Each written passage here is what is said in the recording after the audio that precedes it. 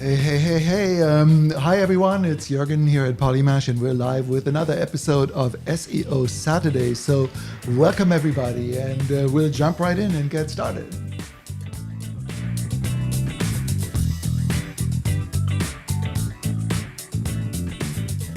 Hey. So, it's Jürgen here at Polymash, and as always, I am joined by my beautiful wife and partner, Robin. Say hi, Robbie. Hello, everybody. Thank you, Jürgen, for the lovely welcome. Absolutely. So I hope that everyone out there is doing well and staying safe. And we've got a great episode for you today. I'm super excited with our guest, Jalal, who's going to be joining us from Amsterdam all the way.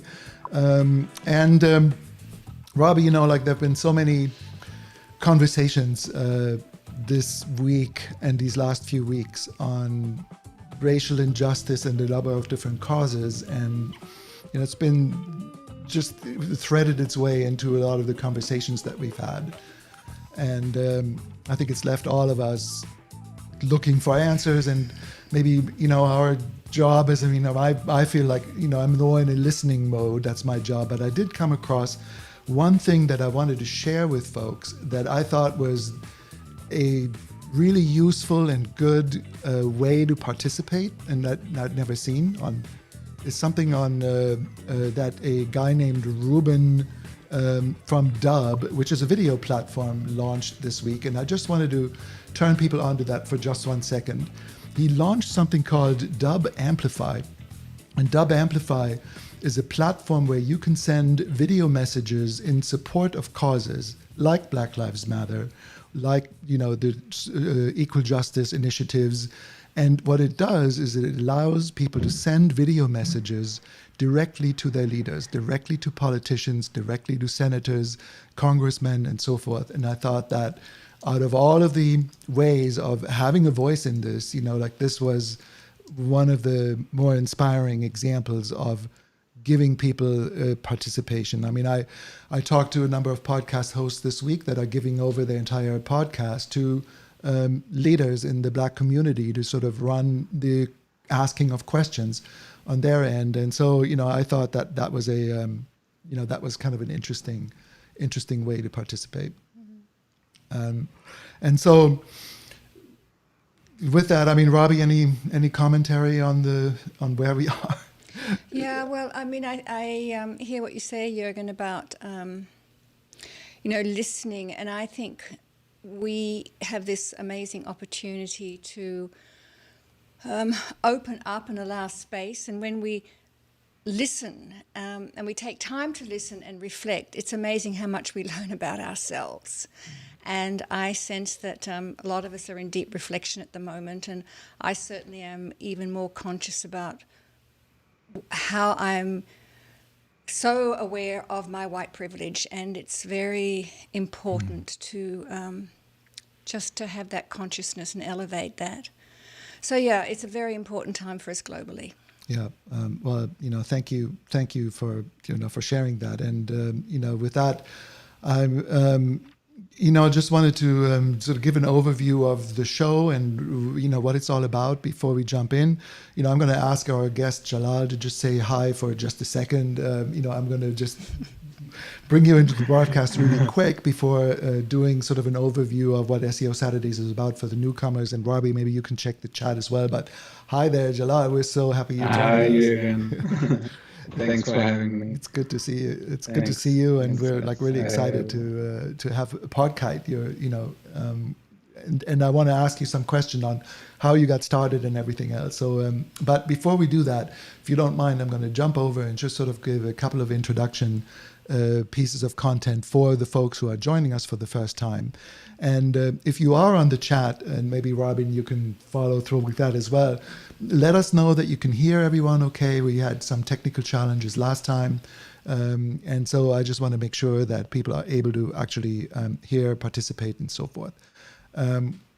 So with that said, what I wanted to talk about just for a moment is basically SEO Saturdays, the concept of what we do here, where you can listen, how you can troubleshoot if the chat's not working and those kinds of things. So what I wanted to just go through is that we've been focusing a lot on web discovery or discovery of podcasts and how a podcast website can actually help people promote their show. And that's been the genesis of SEO Saturdays and what we do to help people. And so that was all based on some insights from the Infinite Dial study that's published by Edison Research once a year. And that is really sort of an industry-wide, both I think radio and podcasting, but it has a focus on podcasting.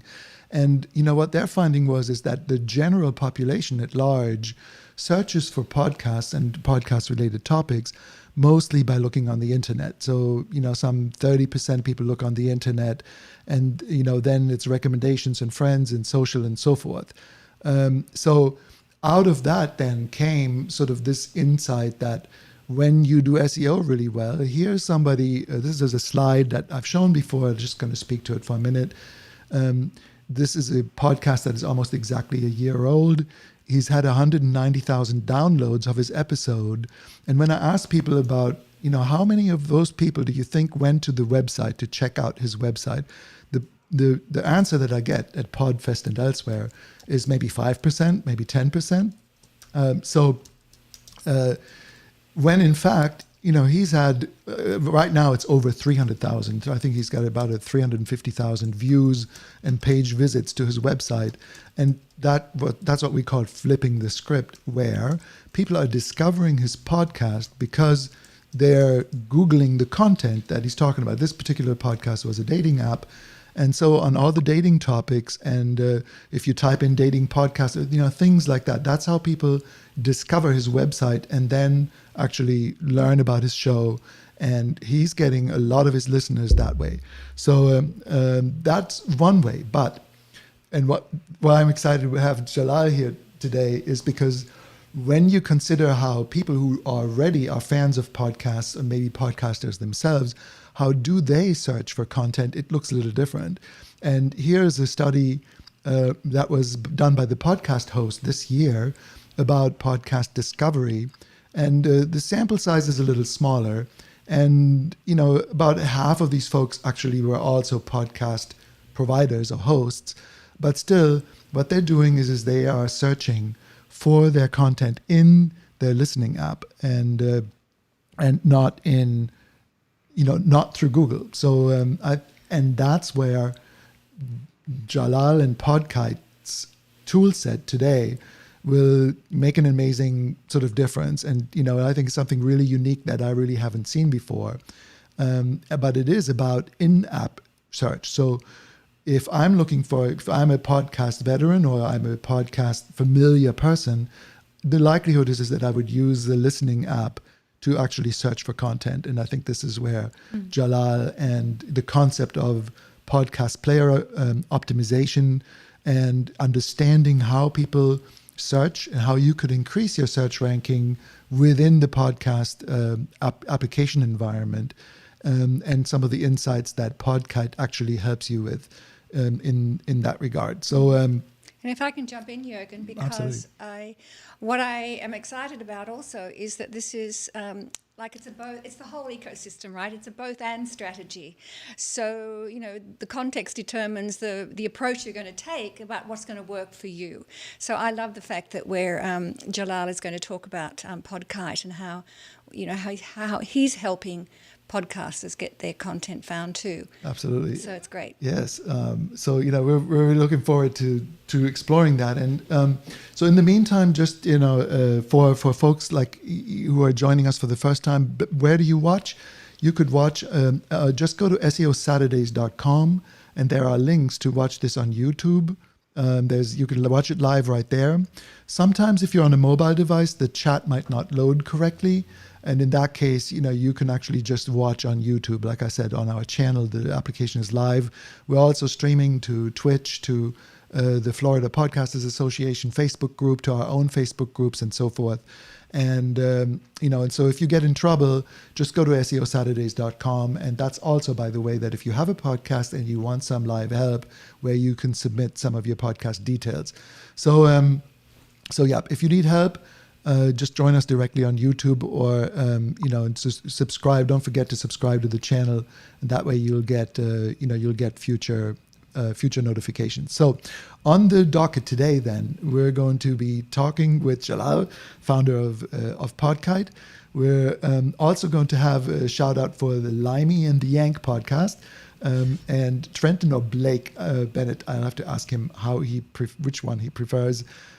Founder of that podcast, and then also we have Suzanne Miller joining us on from the Take It From the Iron Woman podcast. So with that, and then if we have time at the end, we'll, as always, we'll do sort of a little bit of a Q&A segment.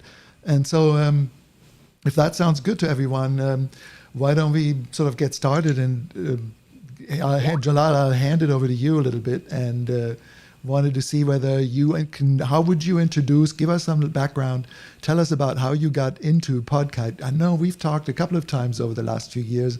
You've been in the community for a while, but tell us the story of Podkite.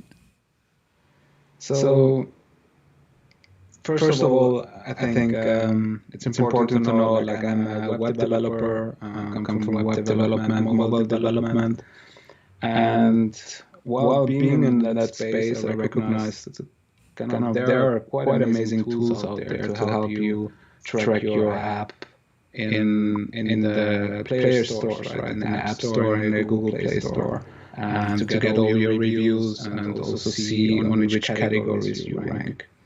But then I found, so I talked with some friends who were podcasters, and I just saw that they have really a difficult time to see when they are getting featured or they're ranking in certain categories. And also to get all your reviews into one place wasn't really easy. So back then there was no platform out there that provided chart rankings. So it started actually as a side project, and together with a friend I started Podkite, which gave you a dashboard and where you can see your chart rankings. You get a weekly email update or a daily one, and you can see all your reviews accumulated. That's actually how it started, and people really liked it. So I made it a main thing, and started Podkite with that. Awesome. And so you're doing this full time now? Quite full time. I'm still doing some consulting on the side to also be able to finance a lot more. Yeah. Got you. I mean, it's exciting, and you've made a lot of updates over the last year, and continuous improvement, and people just love seeing that too, right? Yeah, no, definitely. And the team grew as well, and everyone is really excited to roll out new features. We have far more ideas than we can handle. But it's kind of like that in the development world. But that's good. You're getting some input, and I guess podcasters are pretty vociferous bunch, right? They'll tell you what they're looking for and some of the ideas that they would like to see. So. Awesome. Yeah, exactly. When you get on a call with a caster, it's quite an elaborate conversation. Yeah, it can be. It's like I'm guilty of that myself, I think. So I don't know. I mean, is there something that you can screen share? How would you go about demoing the various segments of your tool? Because I know that podcast player optimization is something really interesting that you've launched recently, but you started with other tools that I think would be really useful for people as well, right? So, and I love your website. So walk us through it. Yeah. Oh, thanks a lot. Yeah, so that's the website, podkite.com. Everyone can join. Just type in your podcast and start tracking it. That's the backend side where you see an overview of your latest top rankings in various players. We track Apple, Google, Stitcher, Spotify. And let's go to the chart rankings, where you can see how your podcast is actually performing in the various player charts, right? So these are category rankings. Sorry? Awesome, yeah. Yeah. You can see here this is Planet Money from NPR. It's ranking in the business category. and also in the overall charts, which is really handy to see. So you have a timeline back over since when we started, and over all countries, players, you can see when you did well, when not so much. Then recently we launched the player optimization feature. I'll get back to that a bit later. Let's go to the reviews. We aggregate the reviews of Apple Podcasts, Stitcher, and Podchaser into one view. Sometimes you might give shoutouts to your listeners, and then you can tag them here, tag reviews, sort, filter them, like them, things like that, just to make it easier for a podcaster to handle their data itself. Mm-hmm. Yeah, that's really useful. And actually, you know what, we've used this. I have to confess, or not confess, but what we've used that for is to actually grab some nice screenshots of the reviews for social proof on the website.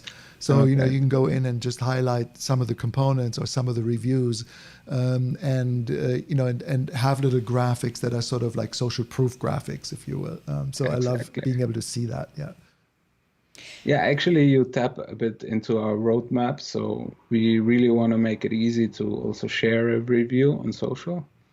Right now, it could be easy on Facebook, but on Instagram, it's not that easy right now. So you really have to screenshot it or create an image out of it. Yeah. So just to give you a sneak peek on our roadmap, so that's one point for reviews that we see. We can really help podcasters sharing their reviews. Yeah, that's important. Yeah, like that's cool. And I know that Instagram will, you know, that's such a popular platform, and a lot of podcasters are thinking about how can I use Instagram to, you know, to promote or help promote my podcast. So that'll be a really cool addition. Yeah. Yeah, they're doing it right now, but it requires some time to post a review. So I think. We provide also some insights into the total count of reviews in respect to published episodes. So if you do something here, maybe NPR, like that did here, like they had the episode 1000, and maybe they asked the listeners to give reviews. Ah, I see. So you can maybe correlate episode release dates with the count of reviews you get. If you do something else, if you try some things in the episode, you can correlate here what effect it had eventually. That's awesome. Yeah, like I think that's just even seeing whether it is a steady stream or whether there's a drop off, or, you know, whether one of your promotion methods, you know, worked. And I know that a lot of people ask for reviews sort of at the end of their show. You know, like, and then what if you move that to the beginning for a few episodes, see whether that makes a difference, right? So I think that's a really good visual representation of that. Yeah. I also see that this would be very valuable if you are seeking sponsorship. You know, you can, you know, you've got the evidence here. Yep. Love it. Yeah. The engagement of your listeners into reviews. Yeah, that's true. One feature I'm pretty excited about is kite links, and I think some or both submitted podcasts might profit from that. But let's get back to it a bit later. So kite links is all about removing friction in converting potential listener to an actual subscriber of your show. So I think many people are a bit unaware of this problem, that when you share a show and the links are not really working, with not really working, I mean, usually you see a link that, for instance, shows a Spotify link, but when I click on it on a desktop device, it opens, it doesn't open my Spotify app, but it opens it on the browser, where I'm not logged in, and I cannot follow. So for me personally, interesting. Exactly. For me personally, that's always a bit of an downturn, or if I don't really want to listen to an episode, I don't go over the effort in copying this the title into my Spotify app and listening there. Right now you don't see it because it's a different screen. Maybe I'll add it here. So if we click on Spotify here, you can see a previous screen where we encourage people to actually follow this podcast or subscribe. Then it opens in the Spotify app itself, right? Interesting. And so what are some of the other, how many things can you use Kite Links for? Because I know that you support quite a few platforms, right? And you can even, I think, create your own custom ways of sharing this. Is that correct? Yeah, exactly. So it's really for 11 players right now. I think there are quite some platforms where you can create links to share your podcast, right? But a lot of platforms don't enable you to actually share links to an episode. And what we did here is you can customize the ending of the episode and say patent racism.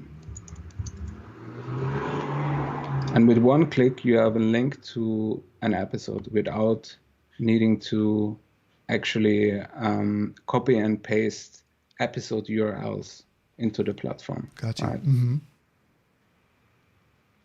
And so how can you use it? You can create different links for your Instagram bio, your Facebook bio, and to your, if you want people to directly subscribe to your podcast, you could share it in your email. At the end of the email, you can really share it on social media directly without in the bio, and you can check kind of which marketing channel works best. So we give you the analytics, the total clicks, unique clicks, in which country somebody clicked, on which players, and top referrers and languages. Yeah. Right. And I mean, I think that's so super interesting. I mean, because also just what you said about for example, using it on your emails, right? I don't know whether people are aware of this, but when you are putting too many links in an email that you're, sharing with your let's say your email list, if you've got too many links in there, the email is less likely to get delivered and more likely to go into spam filters. And that's one of the reasons that, having a single link on the bottom that basically gives people a choice to subscribe on any of these platforms is a good idea. And it also could be an example of simplifying a website. So if a website has, and this is, we might talk a little bit about this later on this conversation today, with some of the guests that we have joining us as well, if there are a lot of calls to action on a website, one way to simplify it would be to use Kite Links and the Kite Links feature. Is that fair? Do you see people using it that way? Yes, exactly. Especially when it comes to, like, imagine somebody, one customer of podcast, she's curating podcast listener podcast lists, like playlists, right? Mm-hmm. And she has this amazing club of hers where it's called the Podcast Brunch Club, and every week she's kind of sending out emails and to certain episodes, and then afterwards to discuss those episodes in the community, right? And before Kite Links, she used to collect Apple Podcast links, Spotify links, and Google links, right? Got you. And people were asking her, could you add this link? Could you add this player or that player? Could you add Podchaser? Could you add Stitcher or Castbox? And she was kind of, it was too much work for her to do that, so she declined. But then she found Kite Links, and now she's creating the links to all those episodes via Kite Links. And that's with one click, right? So and she shares that on her website and in her newsletter itself. Got you. Okay. Yeah. So can I just ask a clarifying question? And also I have a question from our Facebook group too that's just come in. So Jalal, what I'm understanding is this is a way to curate content around a specific topic or theme, right? Is that what you're saying? So there's like this podcast breakfast club or brunch club. So is that the intention? Yes. Oh, okay. Of the podcast brunch club, the intention is that it's like a book club, right? So one person is looking for interesting episodes and puts that together, sends out an email, and then they discuss it internally in the community, right? But what's being discovered is a range of different podcasts on that same topic, a similar topic. Exactly, a range of different podcast episodes. So like a curation. Yeah, very good. Yeah. That's interesting, yeah. And I mean, Jalal, so if you guys don't mind, I'm going to jump in here and just, try to take another stab at, and Robin, maybe you can share it says unknown, there's actually a link that you can click. I'll share that for our... But I think that we had one question coming in here that might be just the way that I set up this episode here, which is, can you define what's being called a podcast player? And I think that when we announce this, I mean, a podcast player, in this case, whether that is a web widget or whether that is a podcast player like Stitcher or an app that's running on Google or Android or on iOS. And I think that's where you're going to go next, right? Because you're sort of supporting both. What we're talking about right now, the kite links, is a feature that can be added and is useful on websites and on emails and elsewhere. But what we're going to talk about in a minute is actually optimizing search presence and search results when somebody searches inside Overcast or Spotify or the iTunes, the Apple podcast player. Would that be fair to say? Is that it's like I'm hoping that I'm answering the person's question that was asking us that. Yeah, exactly. So a podcast player in that sense is Apple Podcasts, Spotify, Google Podcasts, Stitcher, where you want to drive your audience to subscribe to a show so that they get automatic updates, right? Right. And so is this a good segue to go over to the part that's your podcast player optimization product, or is there some more? Exactly. Yeah. We could maybe even select one of the submissions for that. Sure, that would be awesome. So, and I'm not sure whether there's a way that you can zoom in a little bit. It's pretty small to see. You maybe do the Command plus thing, or that's much better. Thank you. Awesome. Okay, cool. Right. So the reason why we do search rankings is because Jürgen already talked about that many people actually look for specific content or key phrases within the podcast search bar, right? So, and that key phrase doesn't necessarily need to be your the name of your podcast or an episode title, right? So when somebody searches something in the search bar, it could be, for instance, triathlon, right? Mm-hmm. The search phrase of this, like the title of this podcast is Take It from the Iron Woman Trader. Okay. The question is, what do people search in order to find this podcast, right? And if you look at the keywords of the show, let's open maybe the RSS feed of it.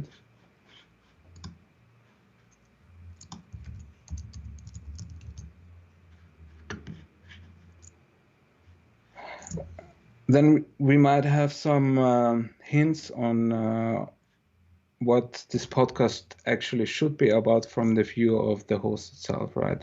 It's about coaching. It's about Uplift 2020 project, Book Coach, Naked Knitting Club. Is it us? Yeah. Virtual book launch, Okay. transformation, running, motivation. But if we type, I zoomed in now. If we type that if we try to search for triathlon or leadership, what was also, or business coaching, then this podcast doesn't really show up. And one reason for that is the feed content most probably is not optimized. There are various different factors which decide on a specific search ranking. And one of that is actually the feed content with all of its drill downs. Another one is, I assume it will be as well the number of new subscribers a show gets, or various other things. But the low-hanging fruit here is actually the feed content.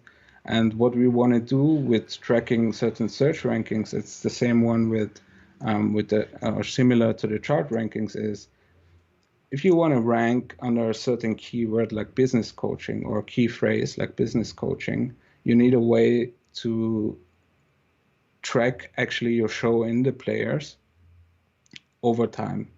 Because what you most probably going to do is optimize your episode titles, optimize your show notes, optimize your descriptions in order to rank for those key phrases.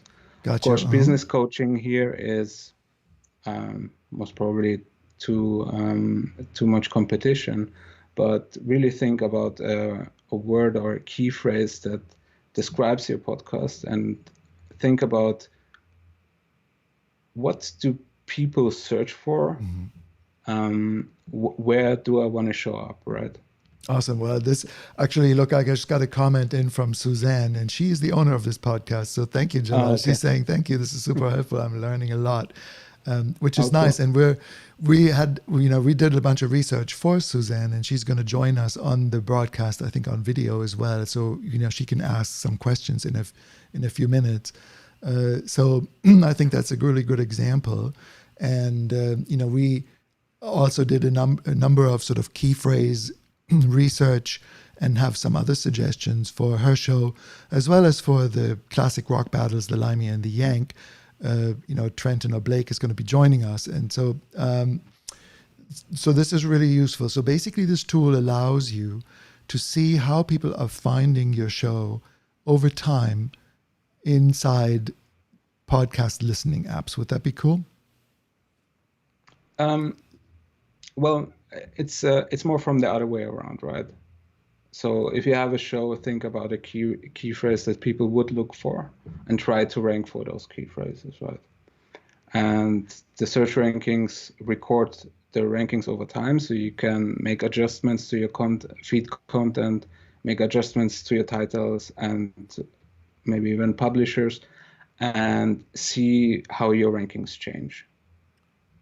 Awesome. Mm-hmm. Very cool. So, for instance, here we have we track the classic rock search term. I just entered it today, and you can see if you type in classic rocks, these are the search term winners, right?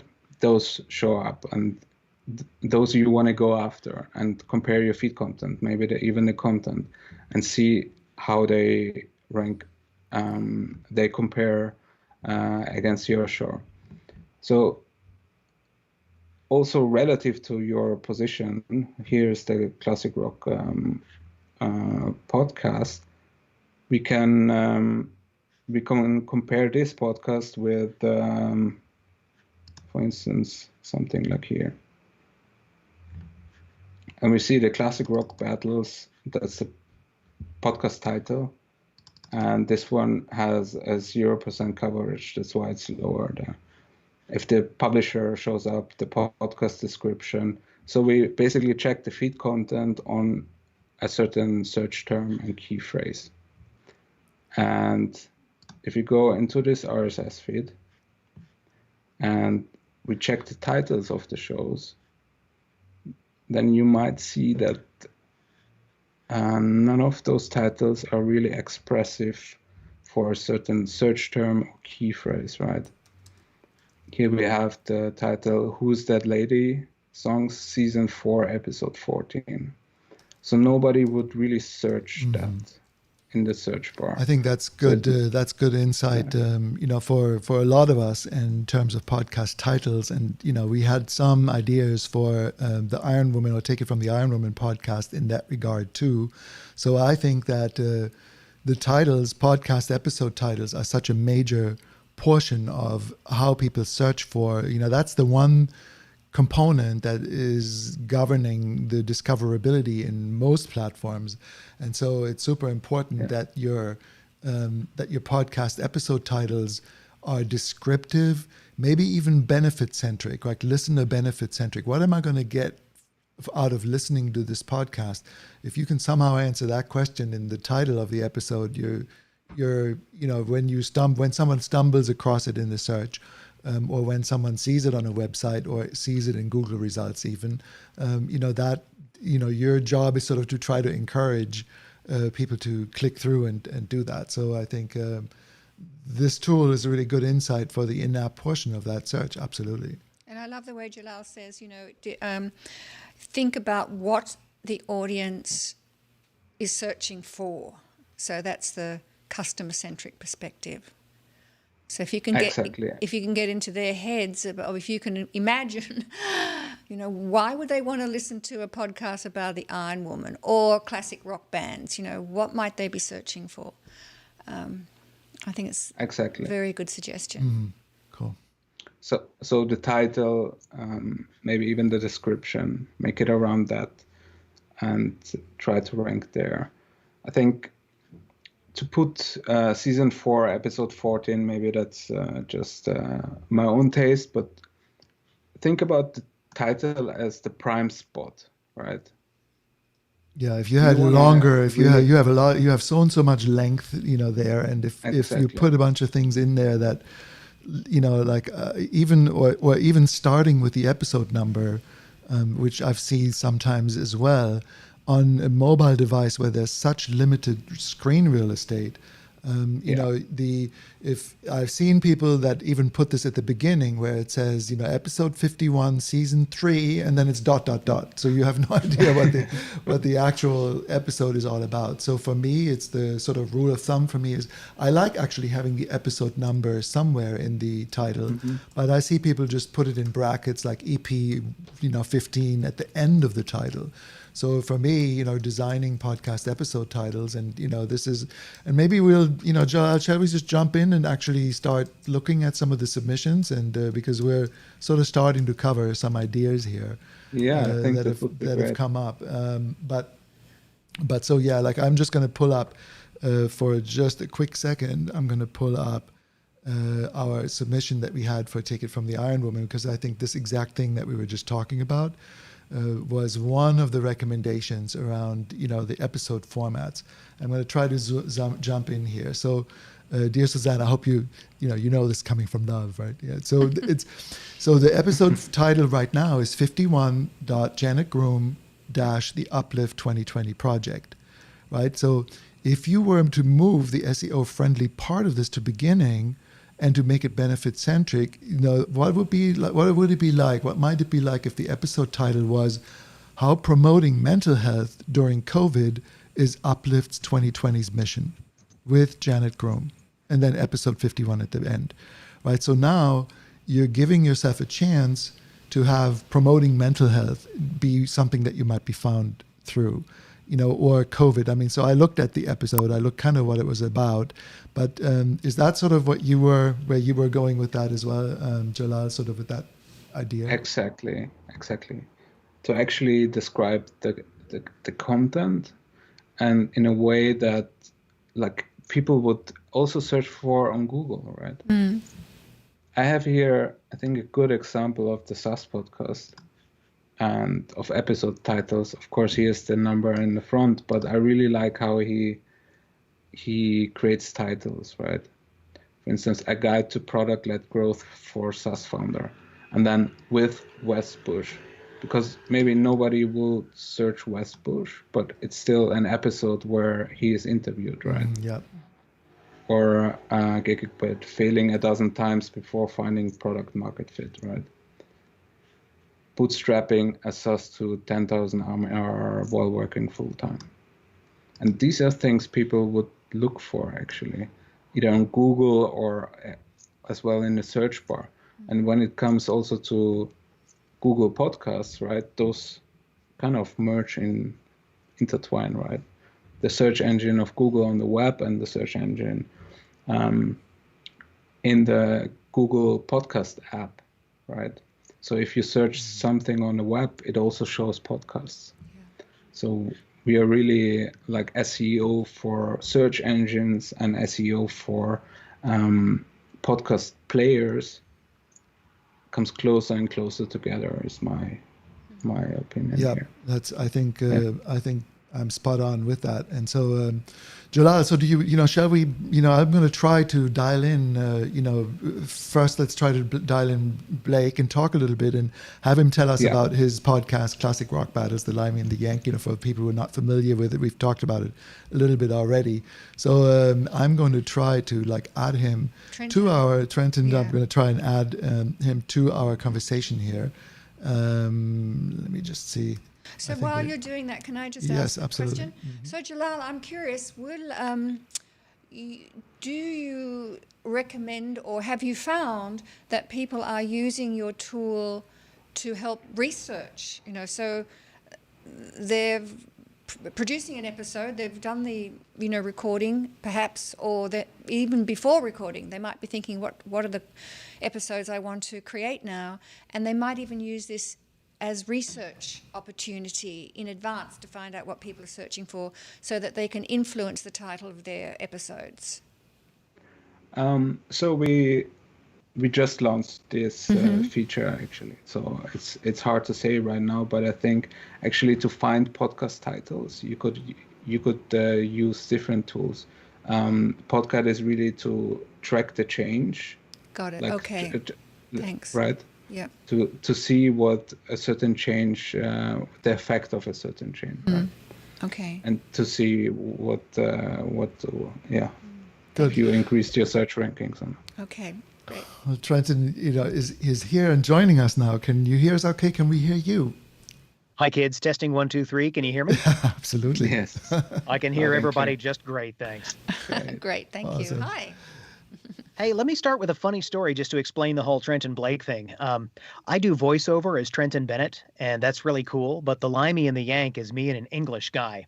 And when we started talking about it, he said, man, you can't be Trenton and I'm Steve, because no one's going to believe that Steve is the English guy and Trenton is the American. It's going to confuse them. Just go by Blake, because my full name is Trenton Blake Bennett. And that's why you'll see me as Blake on the podcast. I answer to either, though. Thank you for clarifying that. I wished I had asked that question a long time ago. I think that is so funny. So that was the most American name that Steve, the Limey, had come up with. Is that how that worked? Exactly. Blake.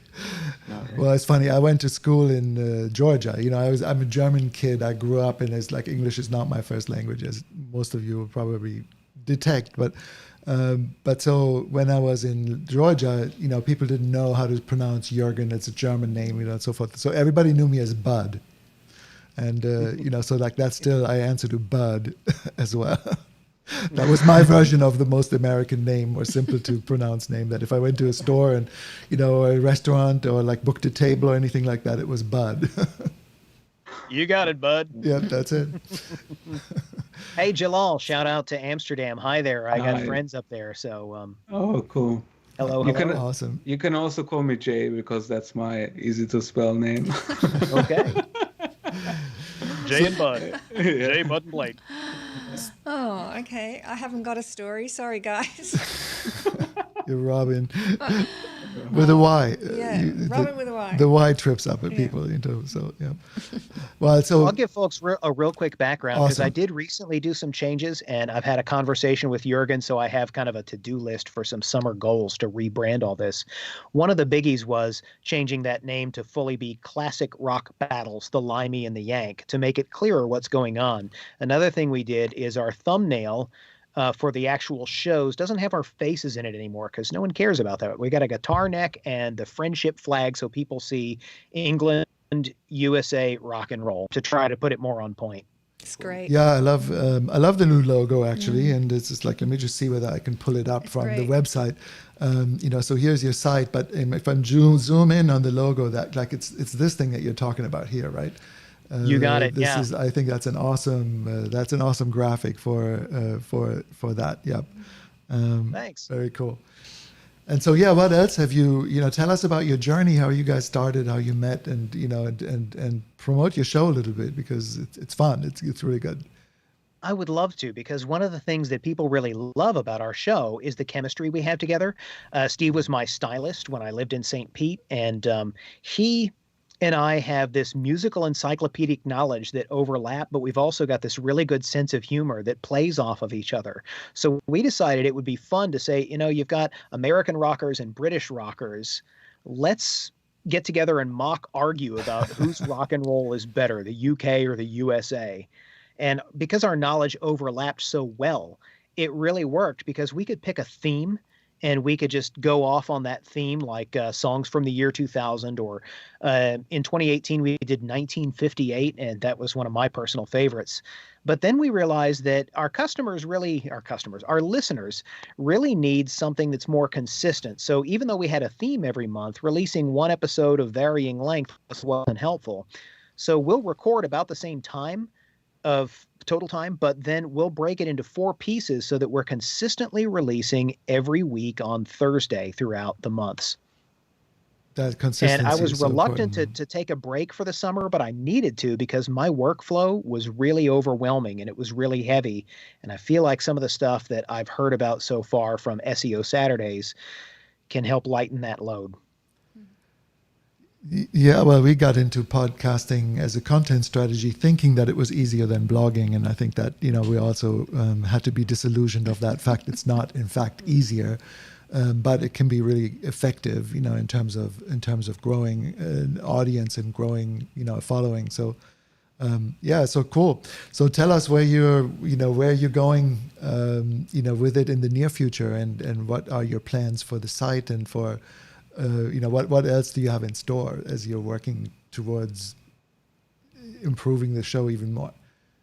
Well, our Achilles heel is that even though we're staying within copyright rules by speaking about a piece of music and then showing a piece of music to represent the topic of our conversation, YouTube is still a challenge. It is for everybody. So it's difficult for us to put any samples or things on YouTube.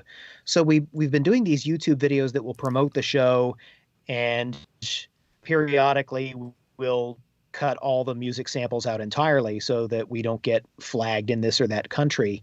People actually love our videos and our social media posts, and they love the fact that we share official YouTube links to songs from the episode so they can hear the whole song for themselves.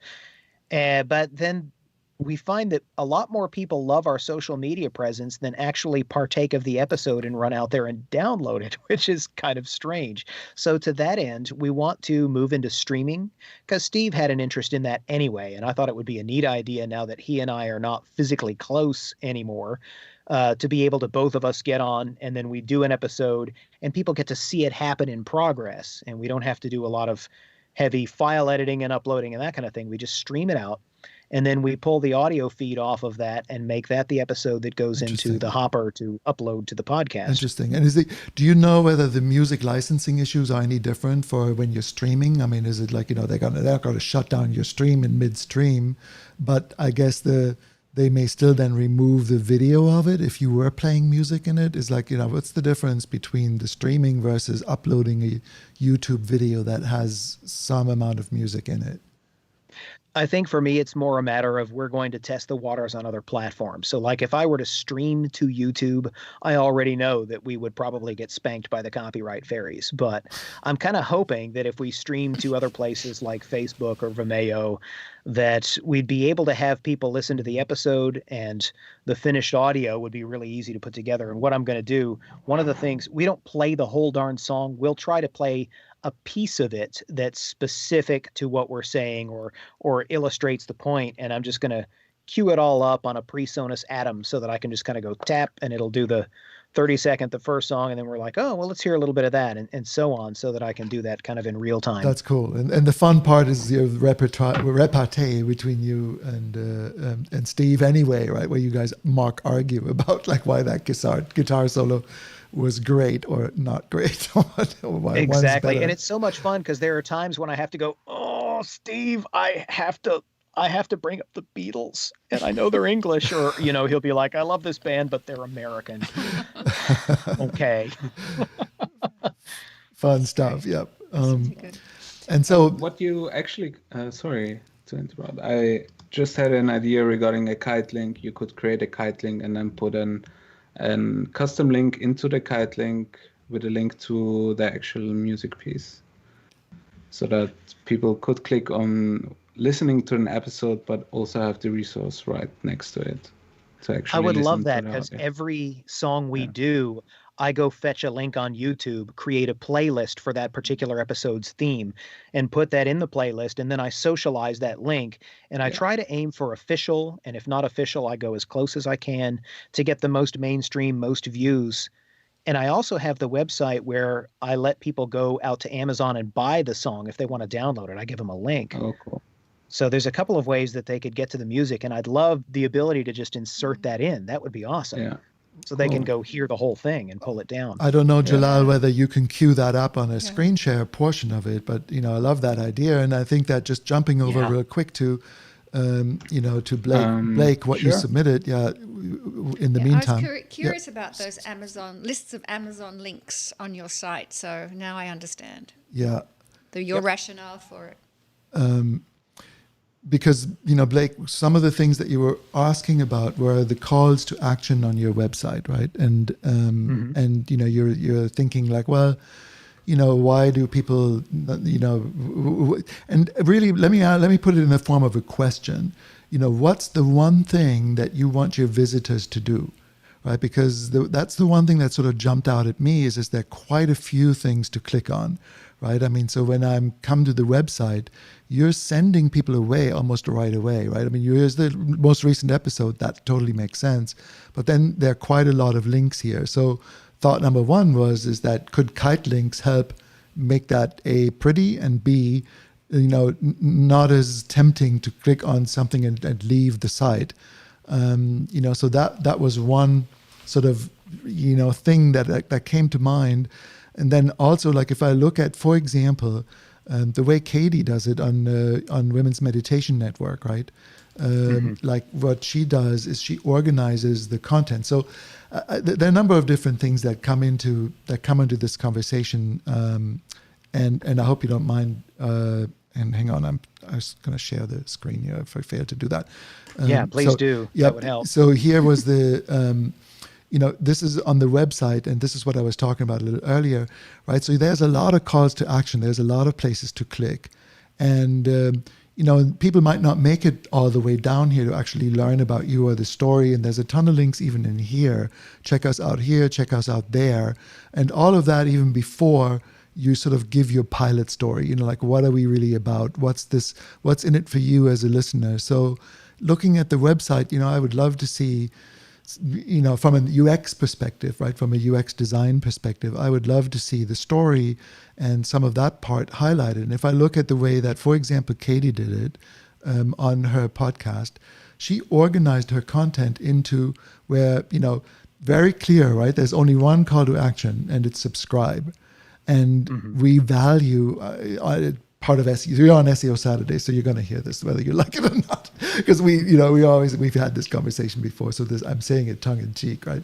But we value email signups because that's a permanent way in which you can communicate with your audience, and you can get them to you can communicate with them.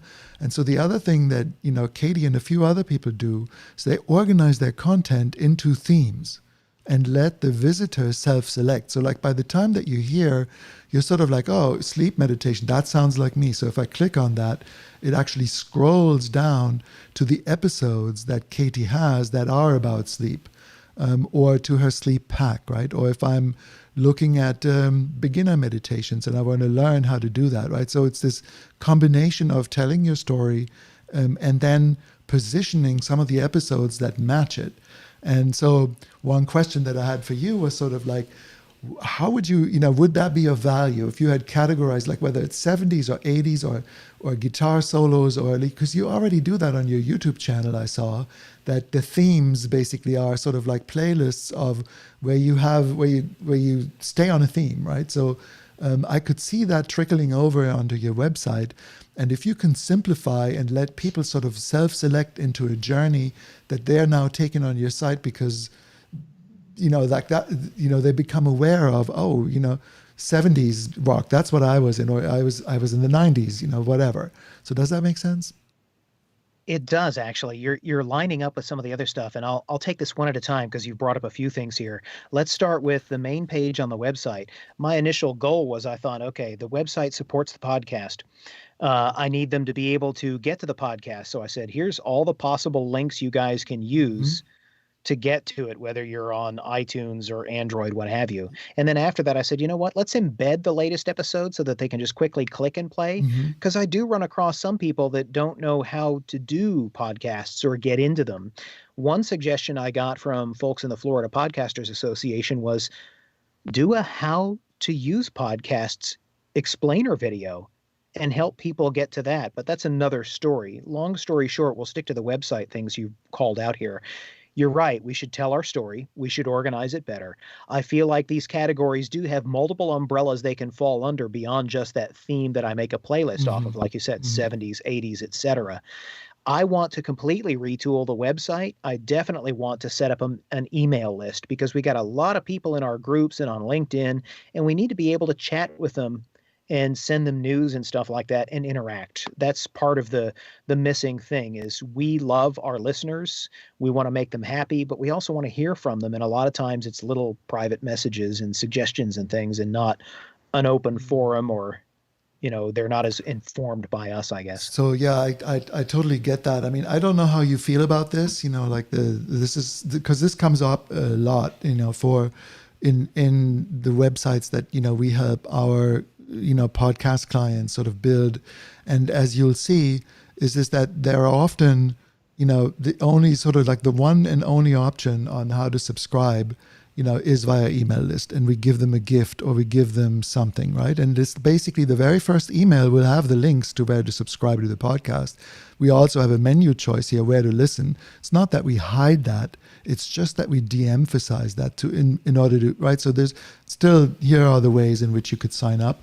And maybe Jalal will share with us how you would do this sort of thing with kite links, because I think that's a way to sort of clean up the experience to where when someone first comes to the site, it's like, what am I going to get out of listening? Why should I be listening to this? And, and it's like the pilot story aspect of it, like what's important about this particular show. Another example, let me just see whether I can pull that up. This one hasn't quite launched yet, but it's a very similar concept. This is a real estate podcast. And, let me just see whether it loads here. Its system is getting a little slow.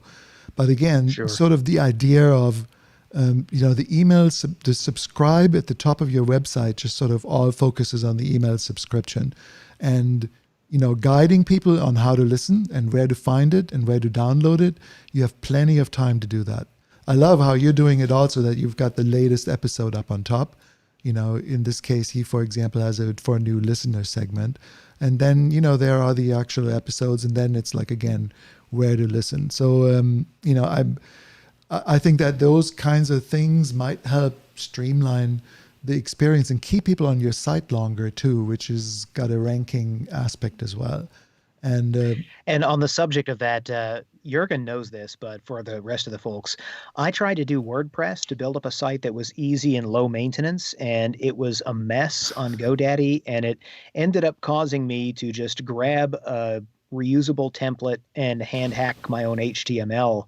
I don't want that. So my other summer project is something on WordPress, probably not hosted on GoDaddy anymore, and that's another big task that I'm taking on. So I've got all of this: Patreon, email list, streaming, and new website, and SEO, and PPO. I know. It's a never-ending. It can be kind of overwhelming. I know when when you're trying to move forward and there's like so many to-dos on the list, right? And so without Jalal, maybe you have this vision of what you can do. I think that's really pat on the back stuff. I'm all about workflows too. I want to be able to step in, and when I get done, I've accomplished a lot of tasks in parallel and they're all done, even if it means I have to spend a lot of time slogging through a rich workflow that's got a lot of pieces. Okay. If it accomplishes all the goals, great. It means that I don't miss anything. I don't forget to socialize a thing or update a page. Yeah, it's good to try to streamline some of the work, because otherwise it's just like week after week, it just multiplies, And I've been just peeking here at Jalal doing something in the background on his screen. Do you want to switch over and sort of like see what... It's not what you think. No. I'm not sure whether you had something that you wanted to show us. Like, what would you do? How would kite links help with something like this, for example, with the, Of course. with, when I look at the links here, I don't know whether you can screen share or whether you have anything that you wanted to walk us through on how Podkite would help in this situation. Yeah, I'll screen share. I'm already screen sharing, I think. We're seeing you. Hang on. Maybe it's me. I have to click on the screen share. Let me just see.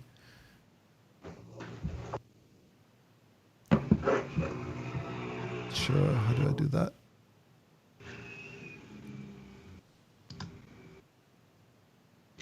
Oh. Yeah, somehow I'm not getting Did you drop Trenton? He said he's dropped off Skype. Oh. Or did it crash? No, I think he's still here. He should be. Yeah, there he is. Oh, actually, it's frozen, so you might have to dial back in.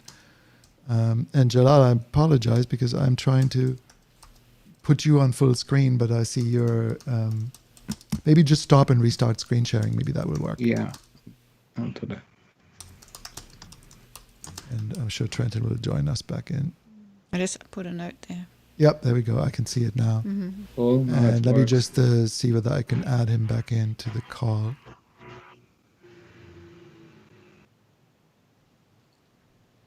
Just added him.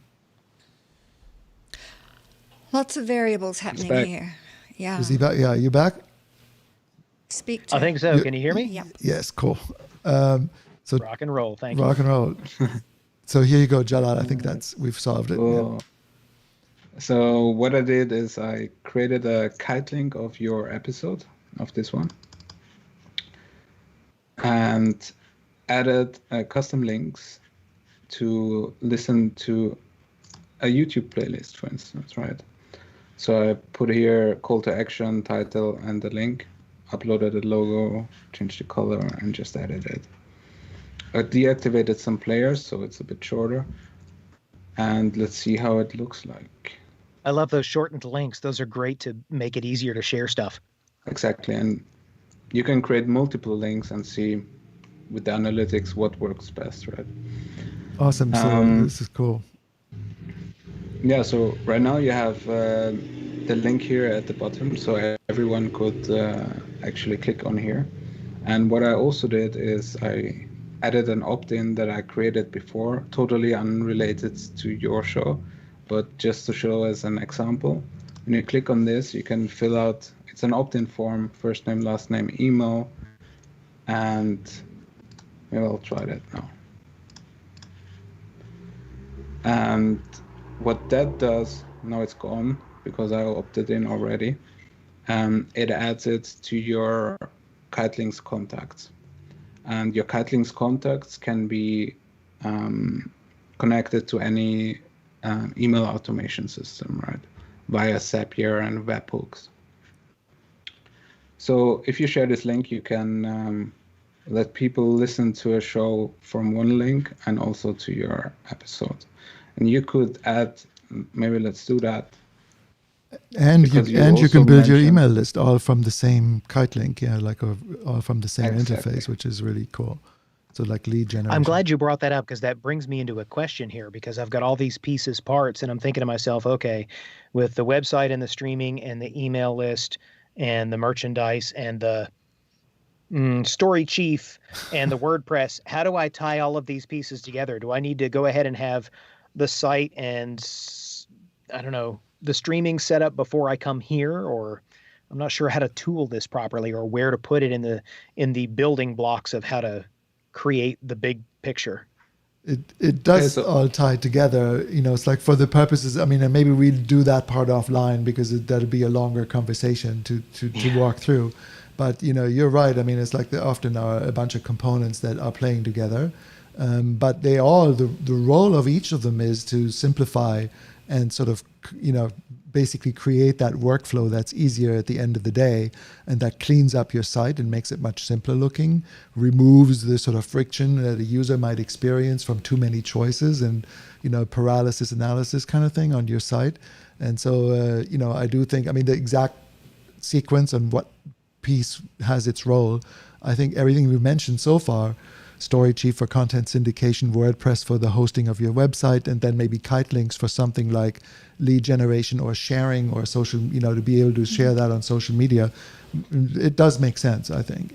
So, I don't know, Jalal, you weren't quite finished yet, right? Yeah. I think I've got a way to simplify this. So, Jay, the gist of it is, for PodKite, all you need for someone coming into PodKite is just to have a show. Just have a podcast up and ready to go, and the rest of the details you can add in later. Is that correct? That's fully correct. Cool. Yeah. Thank you. You just need a show. You can create a link to your show. You can share it on social media, on email list, whatever. And if you have a website like yours, you could replace all those links with just one link, which is a Kite link. And the Kite link is also smart, because if you would open a Kite link with an Android phone, then it wouldn't show Apple Podcasts, right? If you open the Kite link with an iPhone, it would show Google Podcasts a bit down, right? So the sorting and the filtering, it's smart, and it really focuses on, if somebody wants to listen to your show, there shouldn't be any friction to that, right? Does that also mean that I would not necessarily have to chase down every possible provider, because PodKite would be able to? Oh, yes. Well, awesome. Well, your show needs to be live there, but you don't need to collect all those links. Okay. Yeah, that will work for me. Yeah, cool. And then, Jalal, if you were to put this on a website, how would you position this? Is it a single button, or would you embed a list like this somewhere on the sidebar? What are some of the options in which you would now use this on a website? So right now it would be just a single button. So many people have their default styled buttons for the website, and instead of linking it to Apple Podcasts, you just link it to a Kite link. So in a way, you're saying this entire table might be replaced, just like here's where to listen, that sort of thing. Is that correct? And then up pops the Kite link interface once you click that.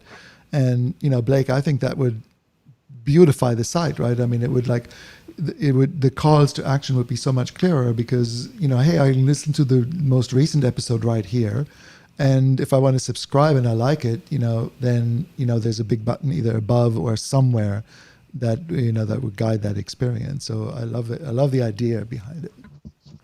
Totally on board. And I want to also do like an about this episode where they could tap it, and we'll have a page if you want to see more, but we don't cram all that stuff on if they're just trying to hit the episode.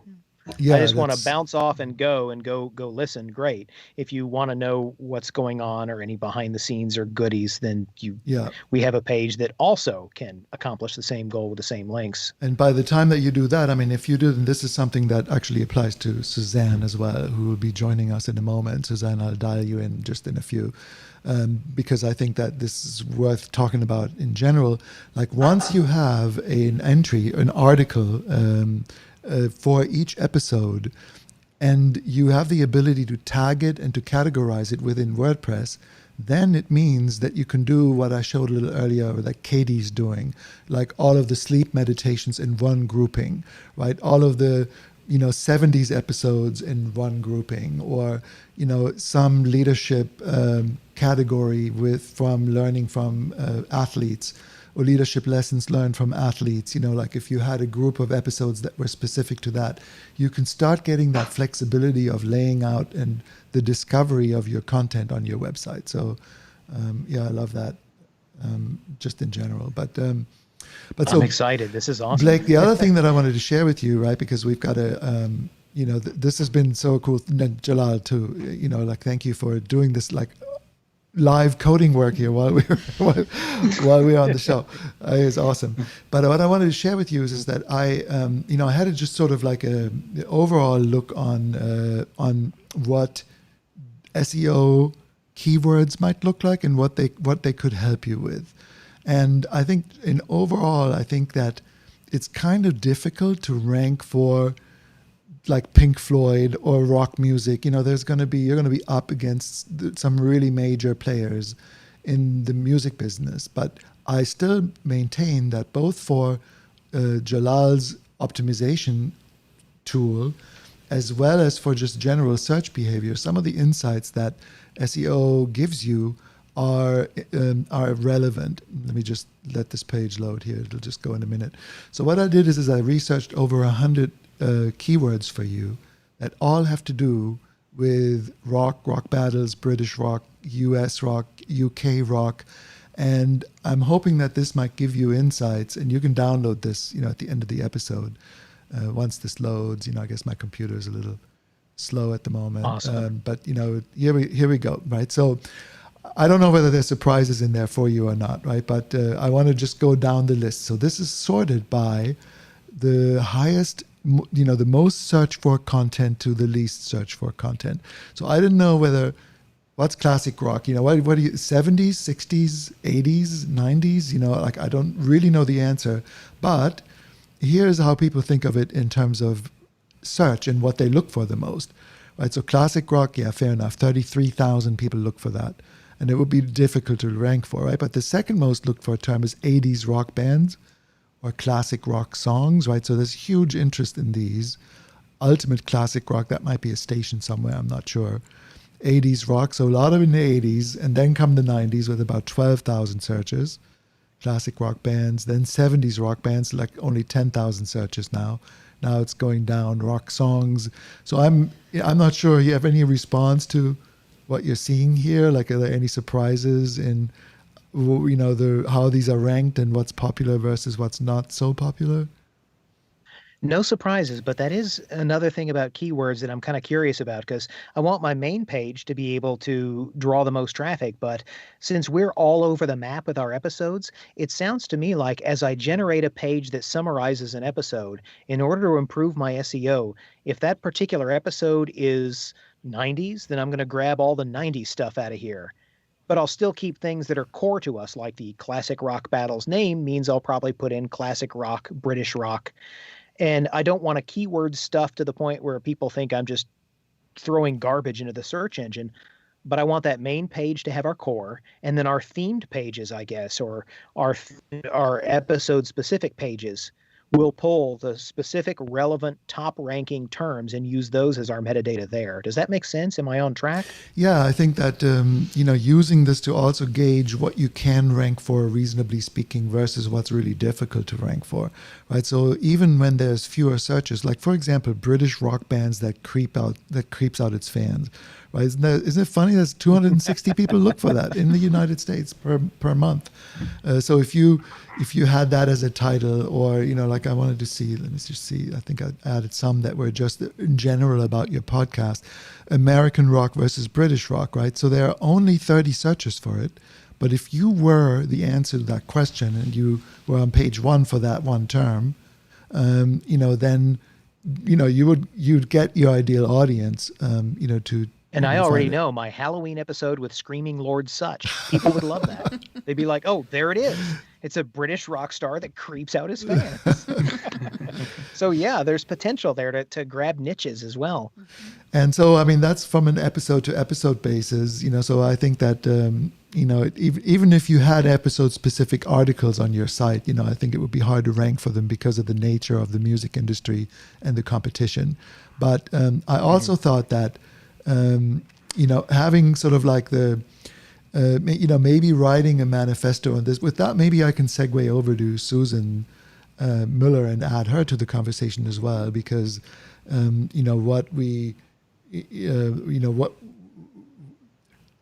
the pilot story of your site, the British versus United States rock, right? If you created, a longer pilot story that explains what your philosophy about, what your podcast is about, more words, like a whole page for that could live on your podcast homepage or that could live just on the homepage itself.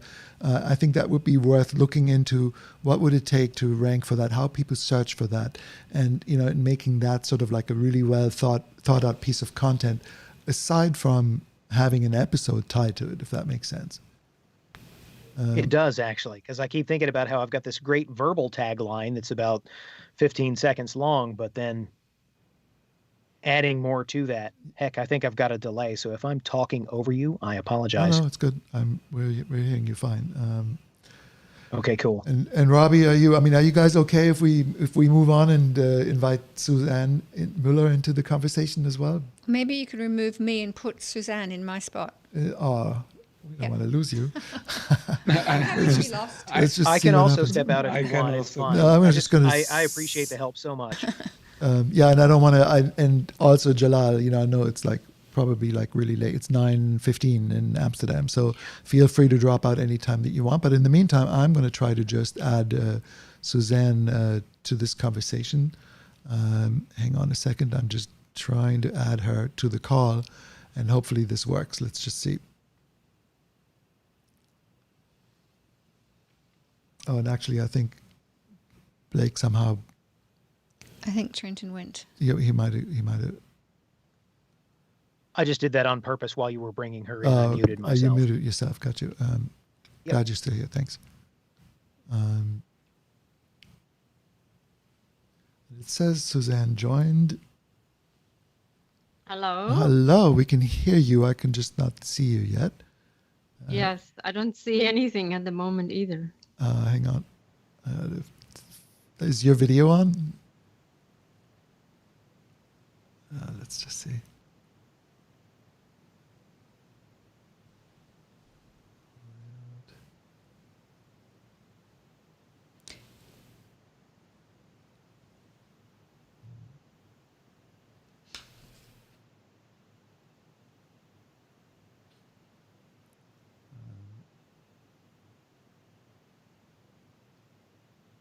Can you hear us, Suzanne, still? I'm not sure. Maybe she's dialing in again. And Jalal, we're seeing your screen at the moment, so maybe you want to switch back over to video as well. So we've got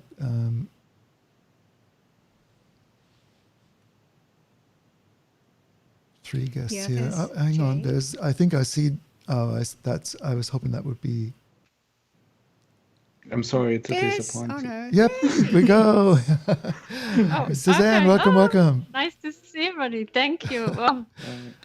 Awesome. I'm glad we got this to work. And welcome to the show. Sorry it got a little late. We're running long as we often do.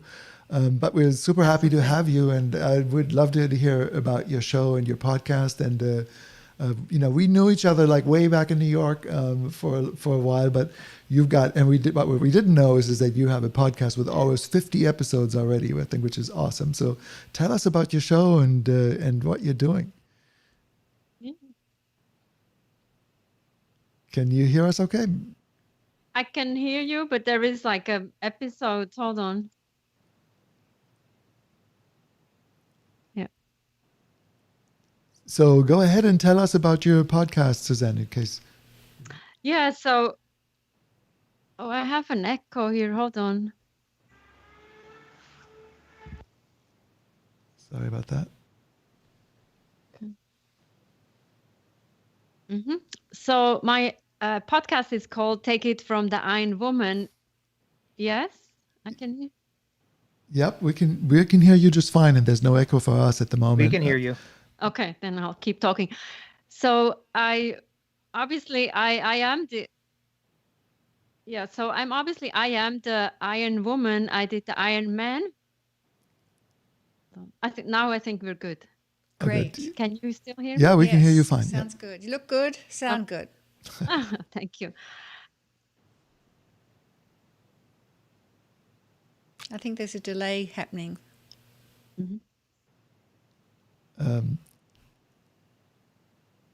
Okay.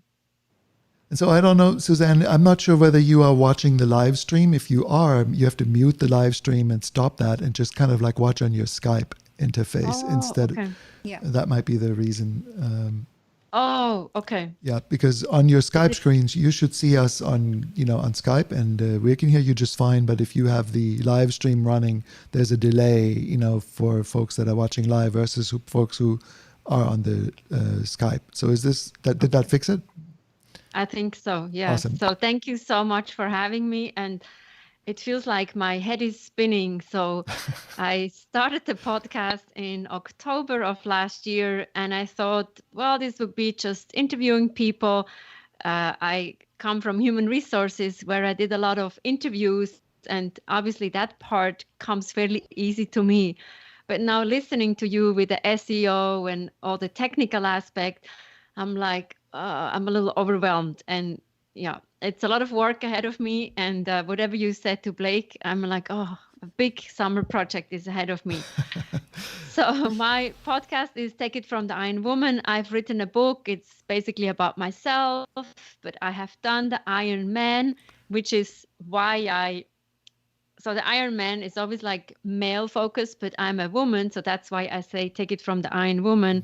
And what I want with my podcast is that I want to interview people who have a connection with sports and they bring it into the business world.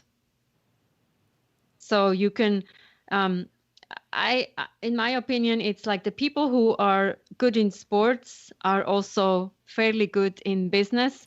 They get the motivation, the endurance, the discipline that they bring into the business, and vice versa, right? So if you're a businessman, you have that endurance, the how can I say, the focus that you bring also into the sports.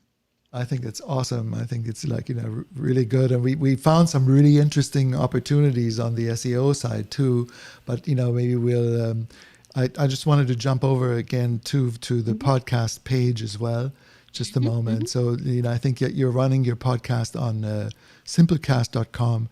And so here is the website or the portion of the site that you've got linked from your website, right? So if I click on podcast, it takes me over to Simplecast, and here are your episode, and you're up to number 51 already, which is a big congratulations, right? And so and the show notes that you're writing right now and the text here basically exists on Simplecast, and and so also when I'm sharing the episodes, basically, like that traffic. I mean, that's what's happening on Simplecast right now. But I think that the idea of leadership lessons from athletes, I think that's such a good topic, and it's such a good idea. And so, is it all an interview show, or do you do solo episodes as well?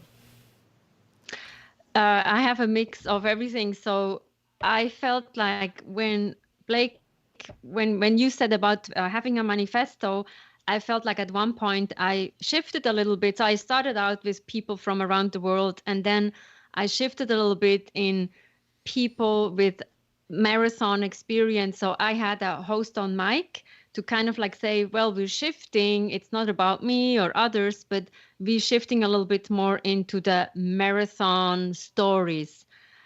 So I had one episode, and I keep my episode fairly short. So my episode tend to be anything between 10 minutes to 20 minutes. I don't like to have too long of episodes, because I heard that from my European friends. And why the European friends don't like longer episodes is they don't have an hour, or used to have an hour to commute. So I listen to my sister who has like a 20-minute commute. So they only have time for 20 minutes to listen to episodes. So that's why my episodes are shorter. And I also heard from Tim Ferriss 1 or 2 weeks, not that my podcast is like Tim Ferriss, but he's starting like shorter episodes. So I think he was listening to me. Yeah, that's really cool.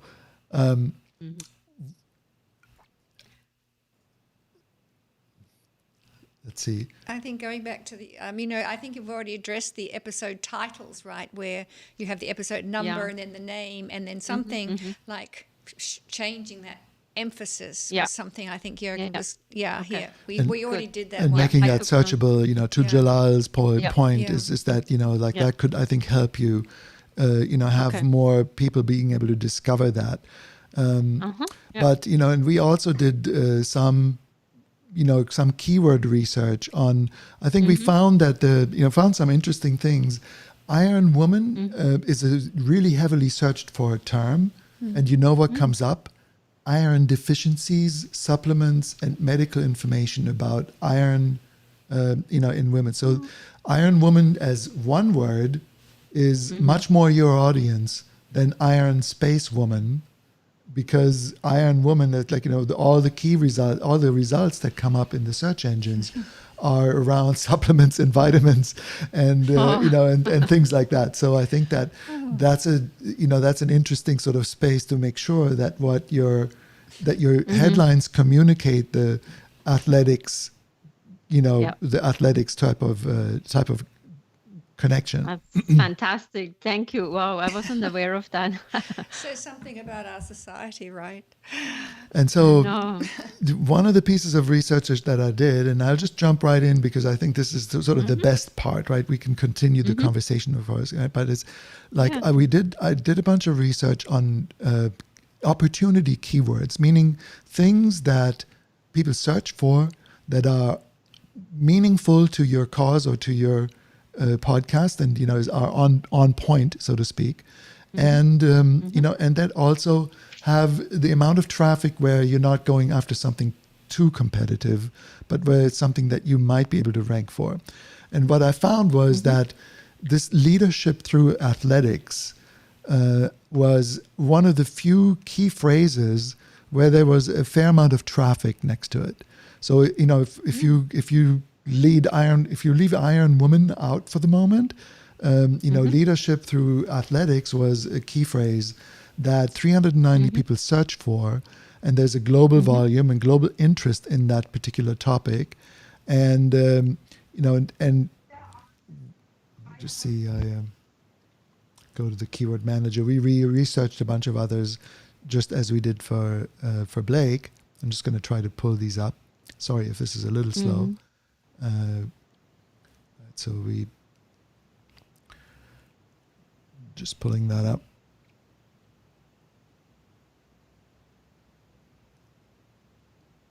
Yeah, and so you can see that Iron Space Woman has 6,000 searches, and that might be tempting, but there are a number of reasons why this is challenging from an SEO point of view.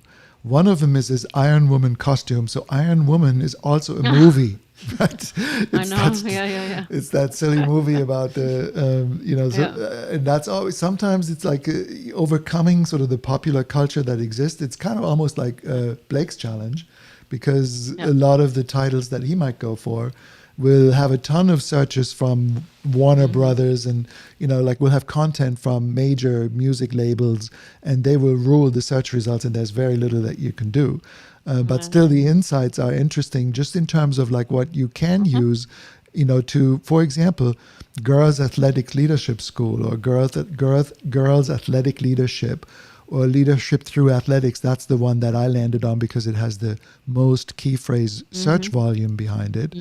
And then what we did in the last few series of, in the last few series of SEO Saturdays, is to basically prepare a content brief. If you were to write a manifesto post, a manifesto on leadership through athletics, and you place that on your website, we have this deal with Topic, and we had the founder of this tool on last week, and I went in and I created a content brief for you. And what this is it gives you a recipe of what you might need to do to rank for this on page 1. And so what they tell you is that it would take 920 word article with a content grade of at least an A, and then you would be able to possibly secure 390 searches for that a month. And if that lived on your website and led people to your podcast, to your book, to the other content that you already have, here's then what the recipe looks like. So for example, you can see that the people in the top results right now don't have an A++ content rating. The people in the top 10 actually not that good. They're in the F's and C's. That's an opportunity for you to do better. And if you wanted to create a piece of content on that, here's how they've structured and organized it. And here would be the topics that you would need to cover and how they do it. So this tool basically lets you see that the most important thing you'd want to talk about is young women and athletic leadership lessons in young women. And you get to click through and actually see examples of how the top 10 search results approach this topic. And I can send you afterwards, I will share with you a fully functional link to this tool. So that would be fantastic. So step number 1 is, right, so I'm going to put that into our Trello card when we share this, right? But so the idea would be is to write a manifesto on, leadership through athletics from the Iron Woman. Like the title of it could be something that just incorporates leadership through athletics, but that lets you put your own spin and your own experience on it. And as long as you cover these additional topics and answer these relevant questions, you then use the content grader, and that simply just imports a That's page really from your helpful. site, right? Like if you'd already written this, all you do is you put in the URL, and then it'll tell you, okay, here are the topics that you are missing or that you should cover, and here are some examples of people who are successfully incorporating and covering this content. So I won't go into too much detail about how to use this tool because that was in a previous episode, but I'm going to make you, I'm going to give you this because I thought that might be useful.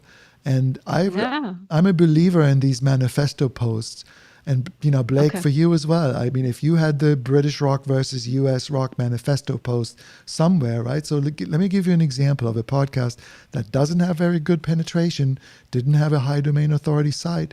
It's a wellness podcast, right? And I think I asked them to write something on Optimal Health Manifesto. I think there are like 350 people who look for that a month. Manifesto, sorry. It doesn't matter. Look at it, spell corrected for me. Look at the top search result that comes up is the Optimal Health Manifesto, How to Live Your Best Life.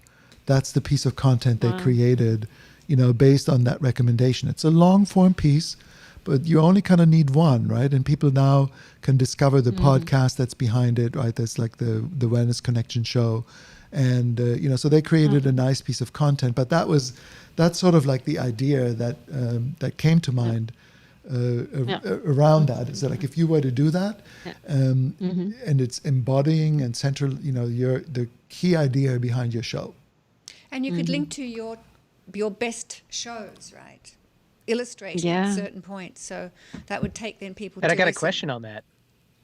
Yeah. The words "how to," is that also a really big draw to be able to get yourself ranked pretty high? There are a number of answers to that. Yes, obviously the 10 ways to, like the listicles is a really popular format.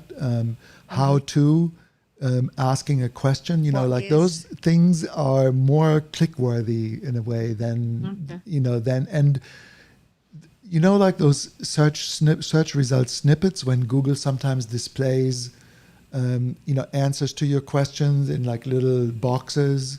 The how-to posts have the how-to posts and posts that have a FAQ somewhere.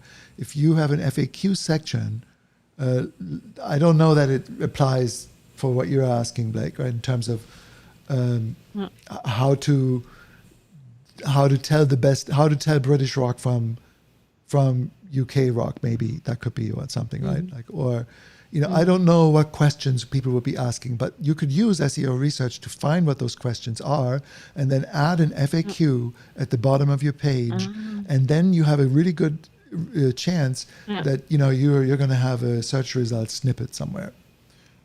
Brilliant. Oh, cool. Not sure whether I have an example. More work, Blake, for us in the summer.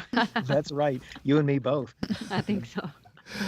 So my question was like, so is it then, but I can change my search words, right? Because obviously for the last episode, it was more about the book launch that I was helping a friend of mine.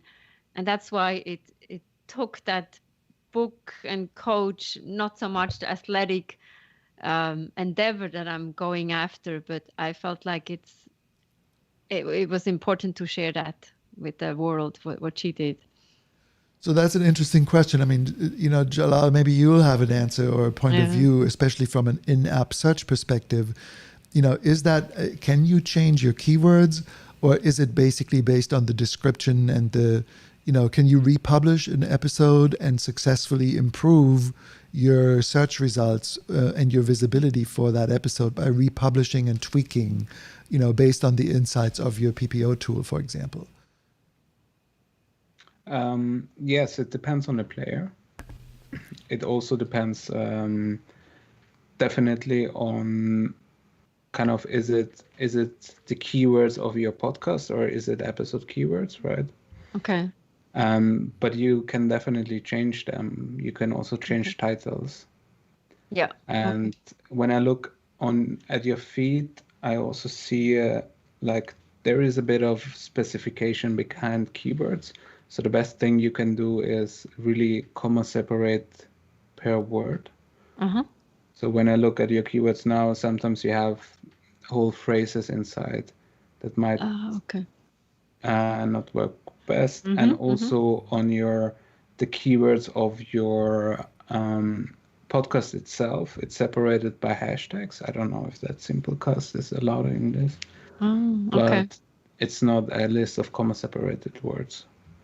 So the comma is better. Okay. I feel like I put in one and then I enter and then it does it, whatever, right? So these are the technical things that are... I didn't really see it before. I know kind of Spotify specification really says comma separate by word and not really a search phrase. Okay. Yeah, that's interesting. Kind of like tags on a WordPress site, right? Like, you... Yeah. Other than that, title and of course, one big thing is the publisher, the name of the publisher, right? You gotta be careful that you don't keyword stuff is, otherwise you're gonna be penalized. Like if you're putting the classic rock, Beatles, rock and roll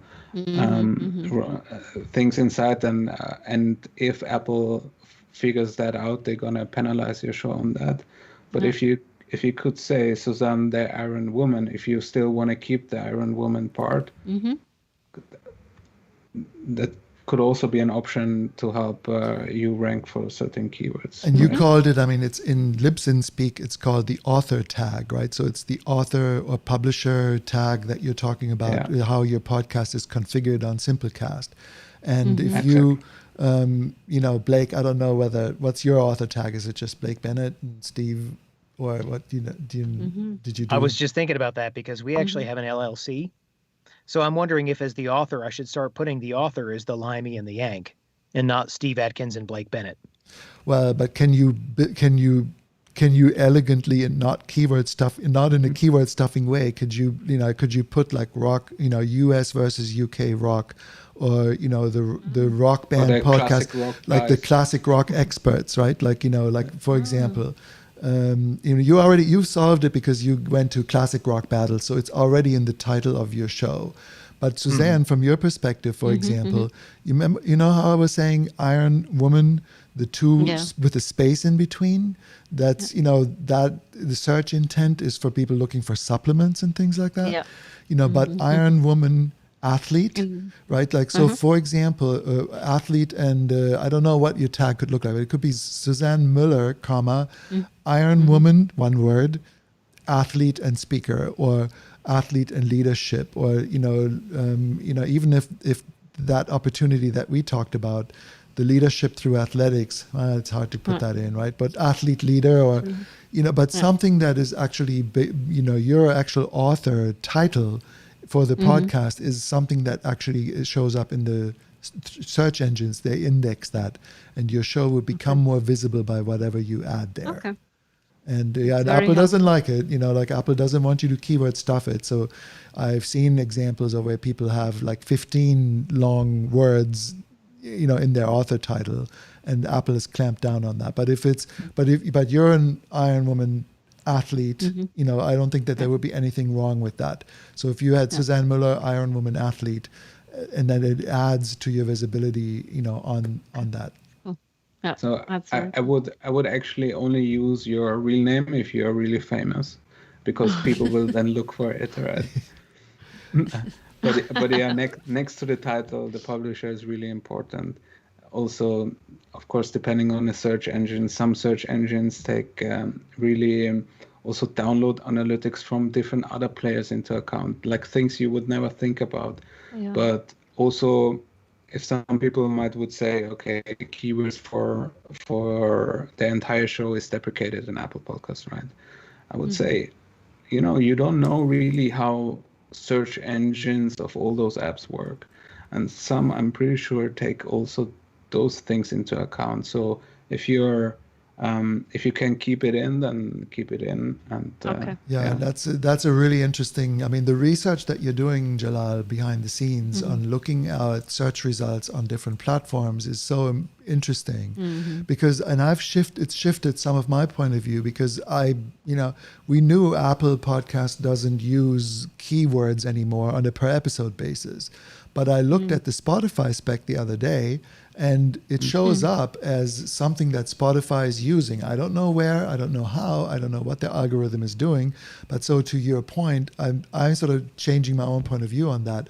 I think is putting episode-specific keywords in, even though Libsyn says don't do it, don't bother, and even though most podcast experts in the last few years, including myself included, have said don't bother putting key phrases in on keywords on a per episode basis, well, Jalal's key research is showing that we should put it in.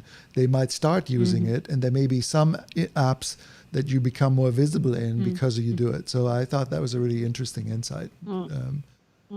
And I will say, you're talking about 3 seconds worth of extra work, so it can't hurt down the road. When I do YouTube videos, I keyword some of the artists who are featured in the show that we mentioned in that video for that same reason. I'm like, I know Black Sabbath fans aren't going to see this as the number one thing, but there's always that possibility that there's some Venn diagram out there where a Black Sabbath fan is also looking for classic rock stuff.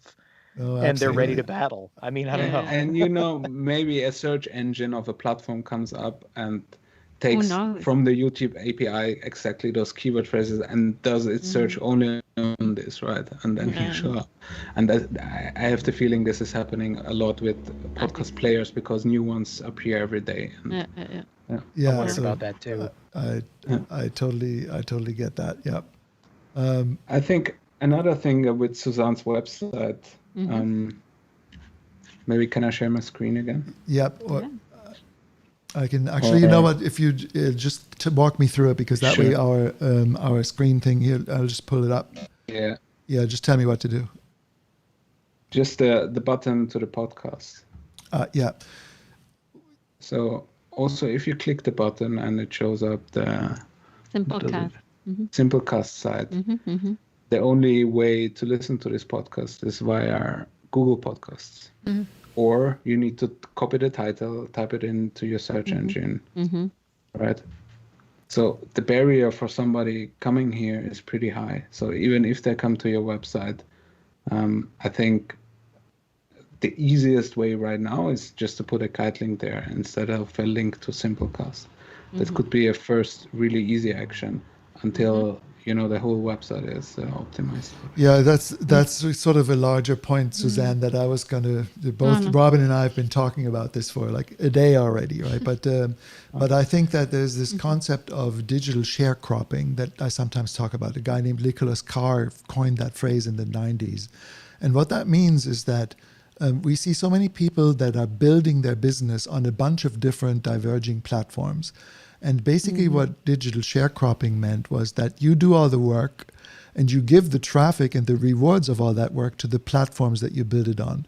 So there were people for a time that were building their business on Facebook only, or on Instagram only, or on YouTube only. And if that ever goes away, or if they ban from there, the entire business assets sort of collapse that way. Now, you're ahead of the game because you do have a beautiful website already, right? But where I'm going with this is that your podcast home, the content that you're writing shouldn't even go to Simplecast. I shouldn't have to switch. Now, the traffic that's getting sent to Simplecast, they don't need it. You need it. Your site rank, your domain authority, the traffic that you're getting, social shares. Like if somebody shares your episode, they're going to share traffic and generate traffic for Simplecast, and they're going to generate more subscribers and more attention to them. And my point is that they don't need it. And if you want to go to some place like where, for example, this is why I was talking about being able to split your offering into like, look, here are the here are thinking meditations, like the having all of the episodes have a small article on your site. You already do this work, right? Because if I go into Simplecast, you have show notes. Hang on, I'm just gonna go to episodes there. I'm gonna go to the latest episodes. You have show notes here. These should be on your site. These should be blog entries on your site. And you can still stay with Simplecast, but then what you promote, what you send your newsletter out from, what you share on social media is, you don't send the traffic to Simplecast. You send it to the blog entry that you have. And by the way, same with your blog. You're on Blogspot, right? I know. So here too, I need a lot of help here. I don't want to make it overwhelming or anything, lot of work right? too, isn't it? But we need 2 summers this year. Yeah, I know. But so from where how I'm looking at it is that you've already done all this work. You continue to do major amount of work in producing content, and it's a little diluted. It goes out to different places. And when all of this traffic is aggregated and consolidated on your own website, and when that's where people go to find you, and when that's where Google knows to find you, that would make a big difference, just in general. And that would also allow you to build an email list. So this idea of syndicating everything outward from your own asset, that is your own business asset and your own website, and only using these platforms for hosting purposes, but not for promotion purposes, right? That anything you promote basically has to be a post or a page on your website. I don't think it's that difficult. I know that there's a way that, it's time versus money and expertise. I know that, right? But you could put a job on Upwork and find somebody to translate all of your Blogspot articles and just post them on your WordPress site. And you wouldn't pay very much money for that at all. You could do the same thing with your presence on Simplecast and just have someone copy and paste each one of these episodes and have the player bar there. And you'd spend a few $100 doing that. But the net effect of that would be really beneficial to your site and to your overall visibility and to your credibility too, because the user experience of being on the Susan Miller website, it would be contained. I wouldn't feel like I'm going over to Blogspot 1 minute, I'm going over to Simplecast another minute. So just that would be the bigger, that would be the biggest sort of way or not recommendation, but for consideration, right? That's. Yeah. Well, it's to build your own platform, right? So instead of being disparate across different platforms, you're consolidating it into your own platform. Yeah. Then you could have call to actions like, subscribe, or here, download my manifesto, or whatever it is, and you could get people now wanting to engage with you through your website, not through these other platforms. Because I know you've been working at this for years. So bringing it all together would be very valuable. And in a way, you are in good shape because you do have a website, and a lot of podcasters don't, or they're starting out and they're struggling to sort of like figure that part of it out. So at the very least, you already have something that's consolidated and it has a rank, and it's been around for a while. I think that Robbie, did you check the domain authority? Yeah, the Alexa ranking I think was 5 or 6. Oh, 9. There okay, it is. so it's coming along, right? Yeah. So it's good. And actually, we're just getting a question from Juliet. From Juliet. Let me just pull that up. Well, thank you. I didn't notice that. So I'm glad I you just did. wanted to, hi Juliet, thank you for joining us. And Juliet is asking, does it mean you have to embed the player on your website and not send them to third parties? Well, yes, I mean that's typically how people solve that. Like, so if I go to, I just have this up and running, right? So let me just go to Katie's website. So she has the Libsyn player embedded on her post, right? So this is, we're not on the Libsyn website, we're on Women's Meditation Network, right? And her own site. And the same thing with the inspirational sermon or any of the other examples that we shared earlier. You simply embed the player widget on your website post. So I hope that answers it, Juliet. And whether that's Simplecast or, right now, like this player here that Simplecast has, there is a way that you can embed that on your own blog post, and they just have a little player there. Okay. Yeah. That's really helpful. Thank you so much. Can you just go back to that page, Jürgen? Just go back one. Yeah, hang on a second. Which one? The one that you just had. Open that particular episode. The meditation from Katie. No, Suzanne's. Oh, Suzanne's. Open that particular episode with 51. Hang on. 51. Yeah. Here we go. So you see the little embed.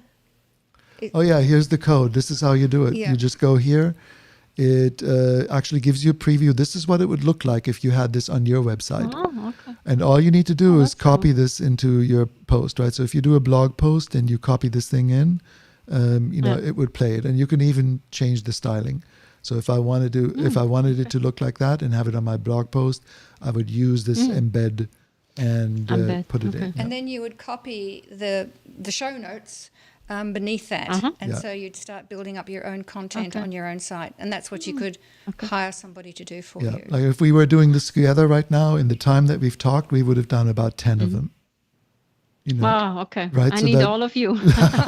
So like we'll do like this is so helpful. Thank you. We'll do an online martini thing cocktail. and we'll go in and we'll do a couple, just record it as the video and learn how to do it, and then show your intern or your assistant or someone overseas, just send them a video. It's like, here's what I want you to do. It's good for you to know how to do it once, but you don't need to go through 51 episodes and do it, so that would be so cool. So I hope, Juliet, that was a great question that Juliet asked, clarified that. And I'm just looking at our time, Jürgen. Yes, we're running on 2 hours, so I think we're going to better find if there are any final questions. So Juliet, you constituted our Q&A section for this. Thank you for your question. What about everyone else here? Is like, anything that we should still cover that, we should point out, or any inspirations or ideas or comments for everyone else? Is it okay for me to say that my brain is full? Yeah. Why don't you, Blake and Suzanne, why don't you tell people where they can find you? And then also Jalal, why don't you tell people where you want them to go? We'll, of course, have all those links in the show notes. It'll take about 3-4 days before we post the replay will be available right away after we wrap up here today. But we also, you guys are going to get a high domain authority link back to your own website. as a result of doing that. Jalal, I'm including you as well as Blake's voiceover business, which we didn't even touch upon much today, but I had a lot more useful ideas, I think, maybe on the voiceover business side of things that we'll maybe do in another episode at some point. But so that's just FYI. The show notes are going to go live from this episode in a few days, and you guys, are going to get featured in the show notes as well. But in the meantime, let our listeners know where they can find you. Okay, you can find me for voiceover services at TrentonBennett.com. Bennett has 2 N's and 2 T's. And when it comes to the show Classic Rock Battles, The Limey and the Yank, we are at thelimeyandtheyank.com. We're also wherever you get your podcasts, regardless of your platform. That's it. Thank you. That sounds very cool. So my podcast can be found anywhere also, and it's Take It From the Iron Woman. And I will try to see that I can make Iron Woman in one word, because it's not about the vitamins. It's about the athletic leadership, and it's about business coaching. And my website is my first name and last name, and it's SUSANNE Mueller, MUELLER, and it's .biz, like business. But very happy, and my head is spinning. But my recommendation for others is like, I feel like I'm at the very beginning, and there is so much more work to do, but I think there is a lot of good work ahead of us, and I don't want to give up. I think that's my Iron Woman mentality. So thank you so much for having me. With 51 episodes, no, you definitely haven't pod faded, and keep going for sure. Jalal. Thank you so much. Yeah, thank all of you. Thanks. Yeah, and Jay, what about you? Podcast via podkite.com, PODKITE. And if you have a podcast, just sign up. Most features are for free. We will. Awesome. Thank you. And, thanks, Juliet, as well for joining us. Juliet just, said that, I love SEO Saturdays, always learning a lot. I know it's a lot of content. I know heads are spinning. Try not to look at it as work. Try to look at it as fun and results in the future. And, because it is that when it starts working and you're seeing some of the results, that's the fun part. This is like, you feel really validated by it. So, tools like what Jalal is doing and what we're trying to help people with, we're just trying to help them become more visible, get them. Ultimately, it's about the message and getting that out to the world. And, that's what we're here for, helping with people with. Robbie, any closing thoughts from your end? No, I think we had 2 very inspiring guests today share their content, and with Jalal sharing some expertise about how we can do that was a pretty comprehensive and a really inspiring show. And we'll be back here in 2 weeks for SEO Saturdays. That's right. So, I'm going to be signing off as well. So thanks to all of our guests. I loved having you. It was a really fun conversation. We'll be back in about a week or so, 2 weeks from now. Yep, that's right. And Robbie, thank you as always as well. And with that, I am signing out from SEO Saturdays. Thank you guys for joining us, and we will see you next time. Yep. Thanks so much. Thank you. Bye for now.